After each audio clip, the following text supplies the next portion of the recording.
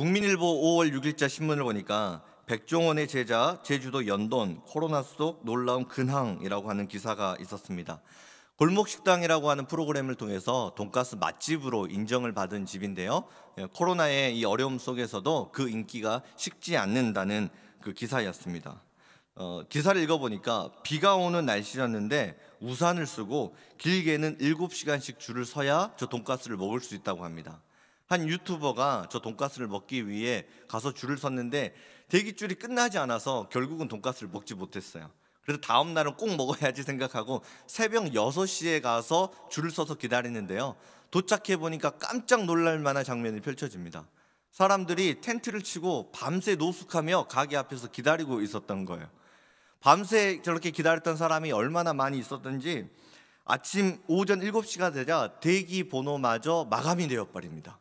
그래서 이른 새벽에 찾아왔지만 대기 번호표 받지 못하고 돌아가는 사람이 있다라고 하는 이런 기사였습니다. 사람은 자신에게 소중하다고 생각되는 것을 위해 시간을 투자하고 물질을 투자할 수가 있죠. 그런데 저는 저 기사를 보면서 그토록 짧은 시간 입안에서 느껴지는 어떤 그런 감각적인 경험을 위해서 저렇게까지 수고로움을 감당할 수 있을까 이런 생각이 들었어요. 그러면서 한편으로 지금 이 시대가 이 세대를 살아가고 있는 사람들이 생각하는 삶의 의미란 무엇인가? 삶의 목적이란 무엇인가? 다시 고민해 보게 되었습니다. 그러면서 동시에 영적인 도전을 받게 되었어요. 돈가스 한 조각을 먹기 위해 텐트를 치고 노숙을 해야 되는 그런 인생의 수고로움도 아끼지 않는 저러한 사람들을 보면서 하나님을 향한 열심이, 하나님을 향한 갈망이 이 세대의 사람들에게 그렇게 많아지어지기를, 그런 하나님을 향한 그런 의미와 가치가 그렇게 채워지기를 바라는 그런 영적인 도전이 있었어요. 그런 영적인 도전 앞에 말씀을 준비하며 이런 기도를 하나님께 드렸습니다. 하나님 안에서 누리게 되어지는 그런 하나님 나라의 의미와 가치 때문에 인생의 수고로움을 아까워하지 않는 그러한 믿음의 세례를 일으켜 세워주옵소서. 믿음으로 세상을 이기는 사람들, 예배를 드리기 위해 밤을 새우는 그런 수고도 마다하지 않는 그러한 믿음의 사람들을 세워주시옵소서. 그리고 이 시대의 부흥의 역사가 그러한 믿음의 사람들을 통하여 새롭게 쓰여질 수 있도록 하나님 이 세대를 축복하여 주시옵소서. 우리가 예배의 날, 기도의 날, 믿음의 날, 신앙의 날, 영성의 날을 새롭게 세우면 하나님의 부흥의 역사는 펼쳐집니다. 우리가 믿음으로 길을 내디딜 때마다 초대교회에 기록되었던 성령의 창조적인 역사는 새롭게 펼쳐질 것입니다. 오늘 본문은 이 내용을 잘 보여줍니다. 스데반의 순교 이후에 예루살렘 교회에 엄청난 핍박이 찾아옵니다. 회심하기 이전에 그 바울은 예수님 믿는 사람을 잡아다가 모조리 감옥에 가둡니다. 이 일로 인해서 예루살렘에 있는 모든 사람들이 전국으로 흩어지게 됩니다. 빌립 역시 박해를 피해서 사마리아 땅으로 가서 복음을 전하기 시작합니다. 그가 복음을 전하자 귀신이 떠나가고 병든 사람이 고쳐지는 하나님의 기적이 펼쳐지기 시작합니다. 빌립은 사마리아에서 복음을 전했는데 그 당시 사마리아라고 하는 이 땅은 구약시대에 있었던 그 아수르에게 정복을 당하고 그 나라가 펼쳤던 3인 정책으로 인해서 하나님께 외면당한 땅, 하나님께 버림받은 땅, 저주받은 땅, 이런 인식을 가지고 있었습니다. 그래서 유대인들은 사마리아를 통해서 가면 아주 가깝게 갈 수 있는 거리임에도 불구하고 여행을 갈 때 먼 경유지를 돌아서 돌아갈 만큼 그 사마리아 땅과 그다음에 그 유대인 이 둘 사이에 어떤 그 지역적인 감정이 굉장히 심했던 땅이 바로 사마리아입니다. 그런데 빌립이 그 땅에 가서 복음을 전하고 막 믿음의 역사들, 사도행전에 기록된 성령의 역사들이 막 펼쳐지기 시작하는 거예요. 예수님은 복음이 예루살렘과 온 유대와 사마리아와 땅끝을 향하여 흘러가게 된다라고 말씀하셨는데 복음이 사마리아 땅을 새롭게 변화시키고 있는 그 역사의 현장에 빌립이 지금 서 있는 것입니다. 하나님의 말씀으로 과거 이스라엘 가운데 있었던 그 치욕들, 수치와 아픔과 절망, 이것들을 하나님께서 그 복음의 역사로 막 회복시켜주고 있는 그 현장에 지금 빌립이 서 있는 거예요. 빌립이 성령에 감동되어서 그렇게 하나님 손에 쓰임받으면서 그 사마리아 땅에서 그 믿음의 주인공으로 주역이 되어서 하나님께 쓰임받고 있는 그런 믿음의 시간들을 보내고 있었습니다. 그 버림받았던 땅, 그 저주받았던 땅이 다시 고쳐지고 새롭게 부흥의 역사가 시작되어지는 그 모습을 보는, 그 장면을 보는 빌립의 마음은 정말로 흥분되었을 거예요. 아, 이제 사마리아 땅에 새로운 믿음의 역사가 다시 쓰여지는구나. 분열되었던 이 나라 다시 하나의 나라가 되어서 거룩한 하나님 나라의 제사장이 되어서 영광스럽게 쓰임받을 수 있을거나, 이러한 사역에 대한 어떤 설레임, 비전, 이런 것들로 빌립의 마음은 가득 채워져 있었을 거예요. 이런 상황에서 하나님은 빌립에게 본문 26절을 통해 이렇게 말씀하십니다. 주의 사자가 빌립에게 말하여 이르되 일어나서 남쪽으로 향하여 예루살렘에서 가사로 내려가는 길까지 가라 하니 그 길은 광야라. 이 가사는 주 1세기경에 전쟁으로 인해서 이미 폐허로 변해버렸고 광야처럼 변해버린 도시였어요. 그리고 남쪽이라고 하는 헬라어 원문을 보게 되면 한낮이라고 하는 뜻을 담고 있습니다. 그러니 뜨거운 태양볕이 내려쬐는 그 광야, 아무도 살지 않는 광야로 내려가라, 주님이 말씀하고 있는 거예요. 부흥의 정점에서 쓰임받고 있는 그 빌립을 향하여서 지금 빌립아, 네가 하고 있는 그 사역 다 내려놓고 광야로 가라, 주님이 이렇게 말씀하고 계시는 거죠. 만약에 우리가 인생의 그 성공의 그 절정을 달리고 있는데 하나님이 우리를 찾아오셔서 그 성공했던 모든 것 내려놓고 다시 아무것도 없는 광야로 내려가라, 이렇게 말씀하신다면 그 음성이, 주님의 말씀이 우리에게 어떻게 들리겠습니까? 부흥의 은혜를 주시는 분도 하나님이신데 하나님 그 은혜를 다 내려놓고 다시 광야로 가라고요? 하나님의 약속된 말씀을 따라가는데 푸른 초장이 아니라 사망의 음침한 골짜기와 같은 그러한 광야로 가야 된다고요? 여러분, 이 말씀이 이해가 되십니까? 올해 초 대부분의 속교회에 우리 부교육자들이 새롭게 배치되면서 우리 교회는 새로운 믿음의 도약을 준비하고 있었습니다. 정교우 방문을 준비하면서 교육자들이 하루의 일정을 다 뺐어요. 그리고 기도원에 올라가서 기도하고 각 가정에 전할 말씀을 준비했습니다. 그리고 위임 목사님과 함께 정교우 방문을 어떻게 해야 우리의 신방이 예수님의 방문이 될 수 있는지 그것들을 세미나를 하고 새로운 그런 믿음의 그 도전들을 결단하는 시간들이 있었어요.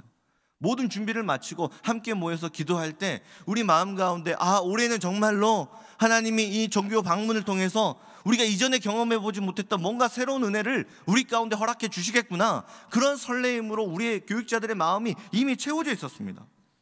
그 설렘과 그 기대를 가지고 정교우 방문을 시작하는 그 첫 번째 주일날 코로나 사태가 터져버린 거예요. 그리고 모든 사역이 다 중단되어 버립니다. 예배당은 폐쇄되었고 모든 신방, 모든 방문, 이것들이 다 중단되어 버렸어요. 위임 목사님과 함께 세웠던 계획들, 그리고 속교회 목자들과 함께 부흥을 위해 준비했던 모든 사역들이 전부 중단되어 버렸습니다.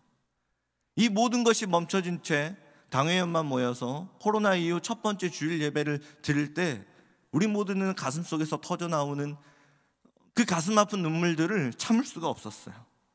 그 예배를 들으며 저는 주님께 이렇게 여쭤봤습니다. 하나님을 향한 우리의 기대와 소망이 주님 결국 이렇게 끝나는 것입니까? 하나님, 왜 아무것도 없는 광야로 우리를 다시 이끌어 가시는 것입니까?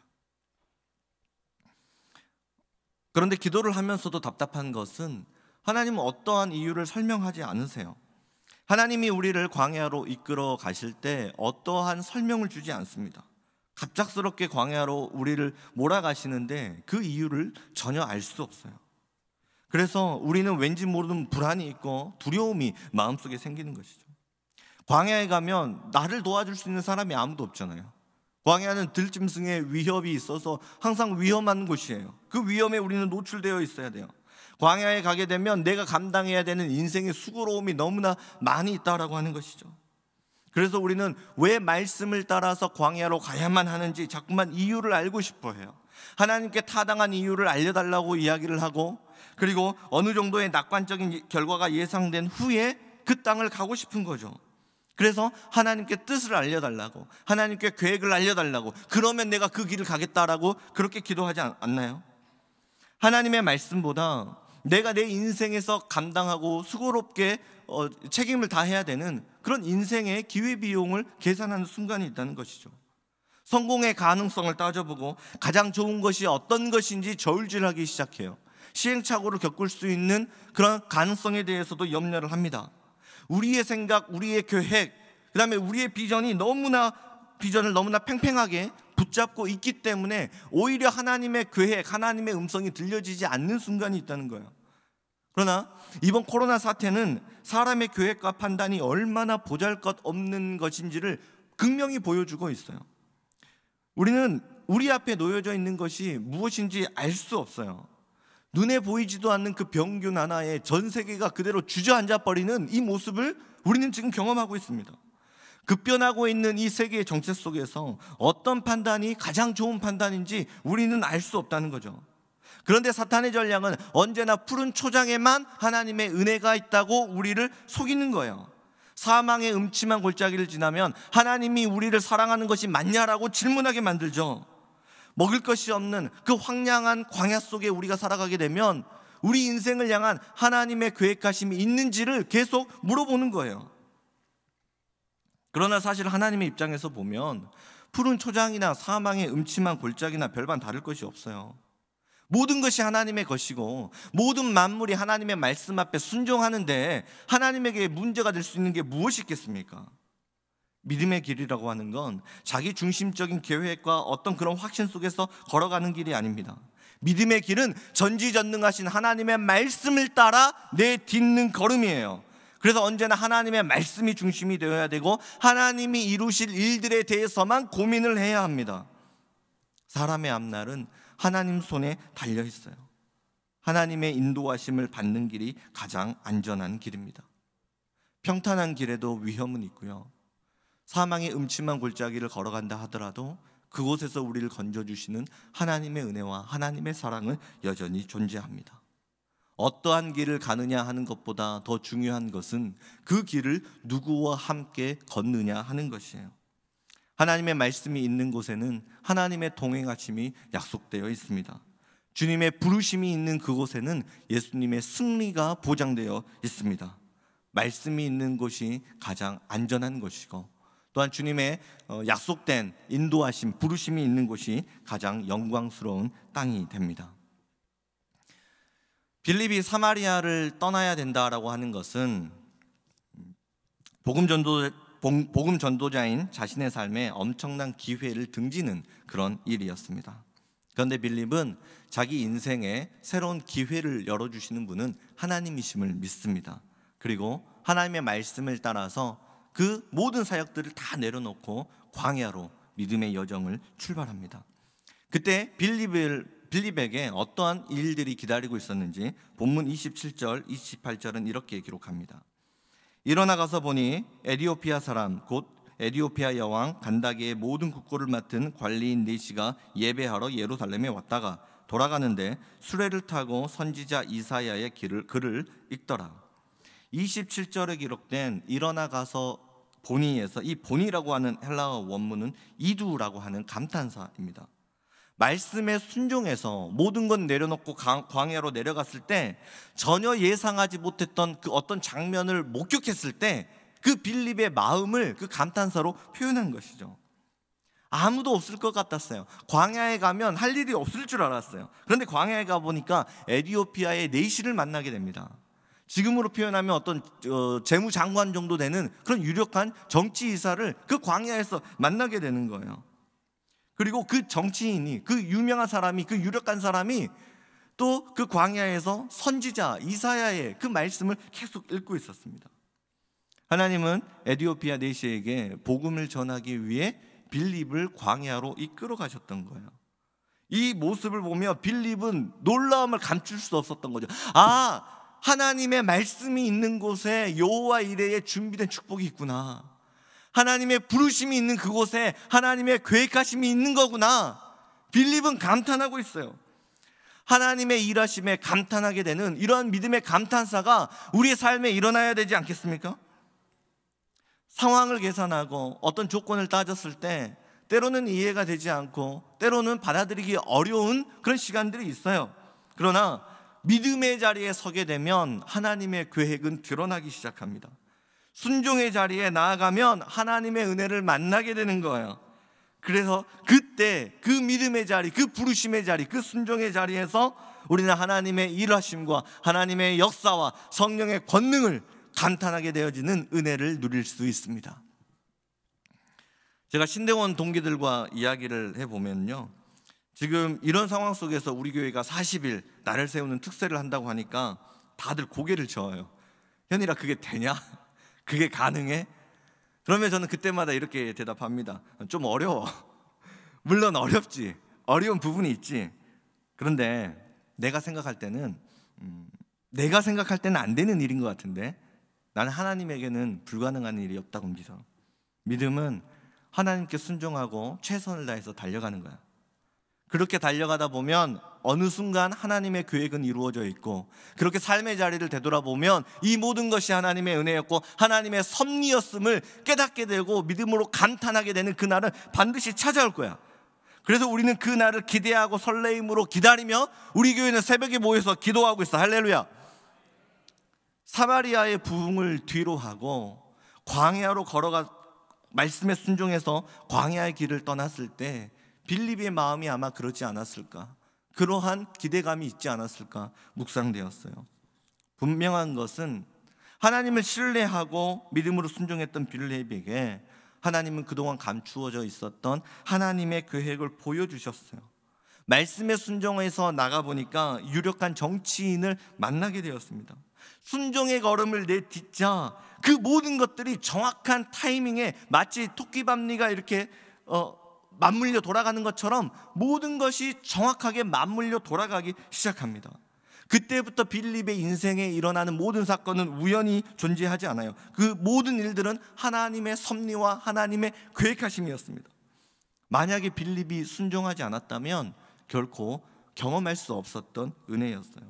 이것을 보면 순종에도 때가 있고 순종에도 적절한 타이밍이 있구나 하는 것을 알 수 있어요. 우리는 그냥 순종하면 된다고 생각하지만 유보된 순종은 하나님의 은혜를 놓치게 만듭니다. 제가 청소년 시절에 저희 어머니가 외출하시면서 현이라 40분 후에 그 세탁기 돌려놨으니까 피존 좀 넣어라 그랬어요. 네 하고 대답을 했는데 놀다 보니까 깜빡 잊어버렸죠.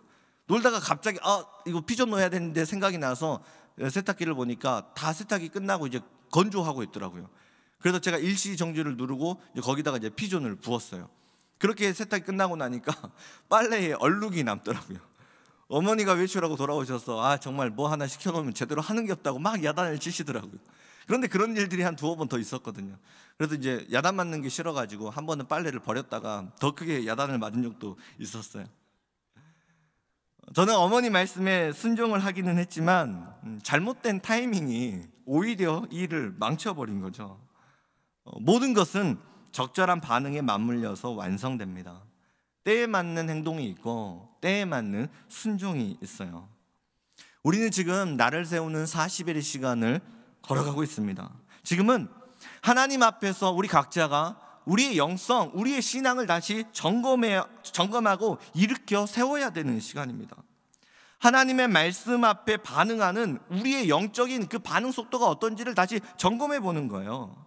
예배의 제단은 튼튼하게 세워져 있는지, 목장은 그 성령의 건강함을, 영적인 건강함을 다시 유지하고 있는지 확인하는 거죠.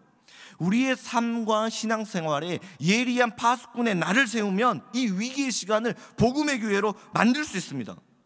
지금 이 시간, 이 순간을 어떻게 보내느냐에 따라서 그대로 주저앉아 버리느냐 아니면 다시 일어나느냐, 이것이 결정되어지는 아주 중요한 시기를 우리는 지금 걷고 있다라고 하는 거예요.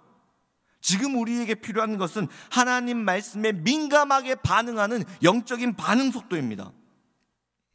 빌립이 하나님의 말씀을 따라서 광야로 가기는 했지만 그가 만약에 순종을 미루었다면 그는 이미 지나가 버린 에티오피아의 4시가 탔던 그 마차 바퀴 자국만 보게 되었을 거예요.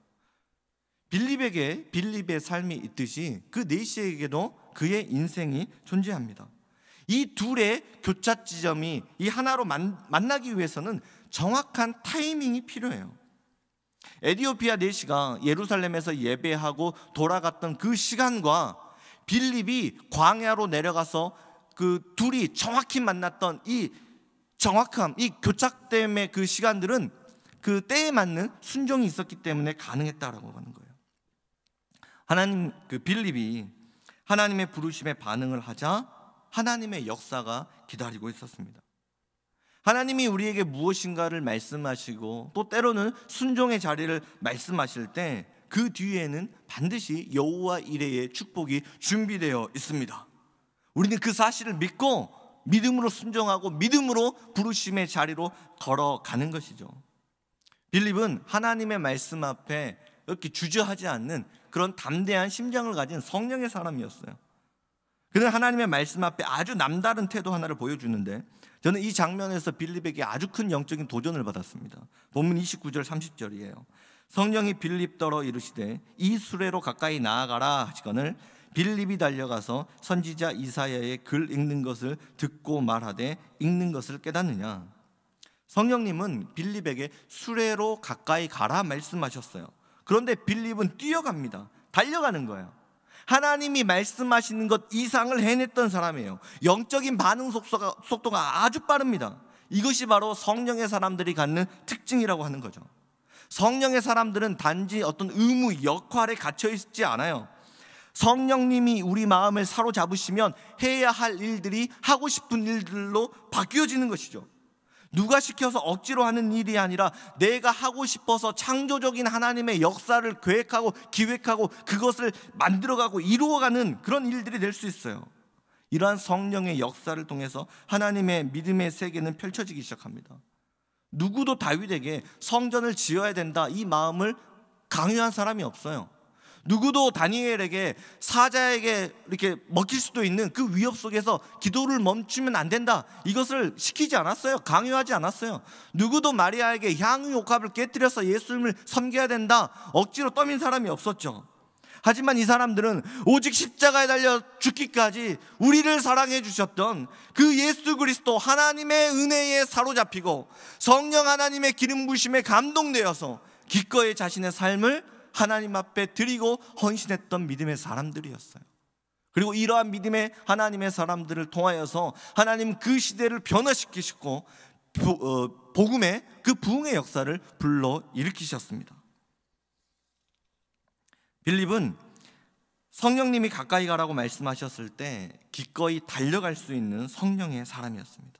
이런 빌립에게 하나님은 모든 것이 준비되어 있는 하나님의 사건을 만나게 합니다.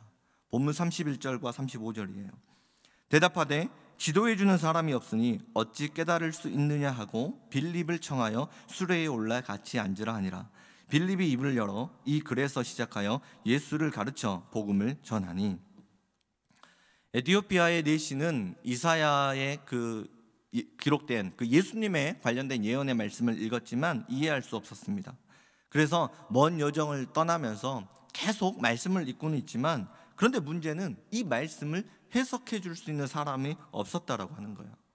지금 이 에티오피아의 내시에게는 말씀에 대한 목마름으로 그 심령이 가득 채워져 있어요.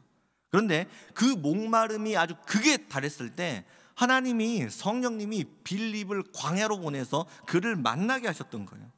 그래서 유명 정치 인사가 처음 보는 빌립에 대해서 아무런 경계심도 품지 않고 수레에 태우고 그가 전하는 복음을 듣게 됩니다. 더 놀라운 것은 단지 복음을 듣는 것에 끝나지 않았다라고 하는 거예요. 본문 36절부터 38절입니다. 길 가다가 물 있는 곳에 이르러 그 내시가 말하되 보라 물이 있으니 내가 세례를 받으면 무슨 거리낌이 있느냐. 이에 명하여 수레를 멈추고 빌립과 내시가 둘 다 물에 내려가 빌립이 세례를 베풀고. 빌립은 에티오피아 내시에게 복음을 전했고 그에게 세례를 베풉니다. 인류 역사상 첫 번째로 아프리카 사람이 세례받고 구원받는 순간입니다. 그리고 이 세례는 아프리카 선교의 그 서막이 됩니다. 그리고 이 내시 한 사람에게 전해진 그 복음은 땅끝을 향해서 펴져 나가기 시작합니다. 이것이 바로 하나님이 하시는 일입니다. 우리의 마음속에 땅끝을 향한 복음이 열정이 있다면 하나님은 땅끝을 우리 앞으로 이끌어 오시는 능력의 하나님이십니다.